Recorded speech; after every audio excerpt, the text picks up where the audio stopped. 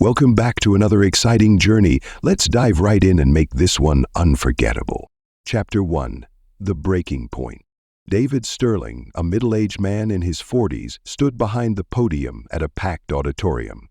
His voice carried an energy that resonated deep within the hearts of everyone in the room. Yet just 15 years earlier, David had been a man lost in the maze of failure. "I wasn't born a winner," David began. "In fact, I spent the first 30 years of my life as anything but successful. I dropped out of college, hopped between meaningless jobs, and buried myself under a mountain of debt. To make matters worse, I was consumed by an addiction to video games, escaping reality, rather than facing my struggles." David's story began in a small, dimly lit one-bedroom apartment. He worked as a cashier at a local convenience store, earning just enough to scrape by. His world felt stagnant, and his self-esteem plummeted every time he looked in the mirror. One particularly tough evening, David came home to find an eviction notice on his door. The weight of his failures came crashing down on him, and he sat in the dark that night, feeling utterly defeated. 1.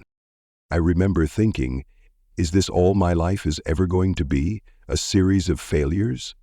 That thought terrified me, David said to his audience. But it also sparked something within me, an ember of defiance. I decided that night that I couldn't give up. Not yet. Chapter 2. The Spark. The next morning, David went to the public library, determined to find a way out of his misery. While browsing the shelves, a book caught his eye, The Power of Habit by Charles Duhigg. That book would change his life forever. "I learned that success isn't about innate talent, it's about habits," David explained. "I realized I'd spent years blaming my circumstances instead of taking responsibility for my life. That had to change." David started small. He woke up 30 minutes earlier each day to go for a walk. That walk turned into a jog, and the jog eventually became a daily morning run. He set a strict routine, dedicating time to self-improvement every day. He also made a vision board, plastering it with images of the life he wanted: a stable job, a house, and a healthier lifestyle. "I didn't just imagine success, I visualized it as if it had already happened," he told his audience. Chapter 3. The Climb.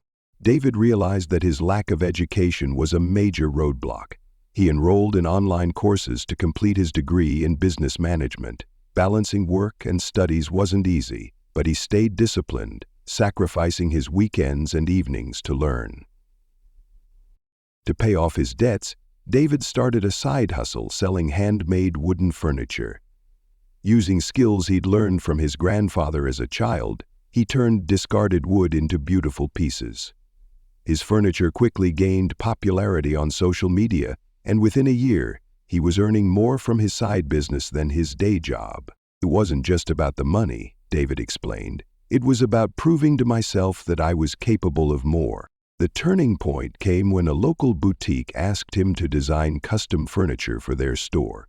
That opportunity turned his small side hustle into a full-fledged business, which he named Sterling Creations. Chapter 4. Turning Dust into Diamonds. Over the next 5 years, David's life transformed. His furniture business grew into a 6-figure enterprise, allowing him to pay off his debts and buy his first home. He also became a sought-after speaker, sharing his journey of resilience and transformation with audiences worldwide, and went from being someone who ran from challenges to someone who embraced them, David said. "Every failure, every setback, it all taught me something valuable. Life wasn't happening to me, it was happening for me." Dr. Peter Hawkins considered repeated exposure to challenges to benefit the mental health.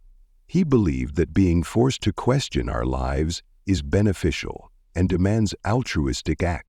David didn't stop there. He launched a nonprofit organization called Build to Thrive, which offered workshops and resources to help struggling individuals start their own businesses.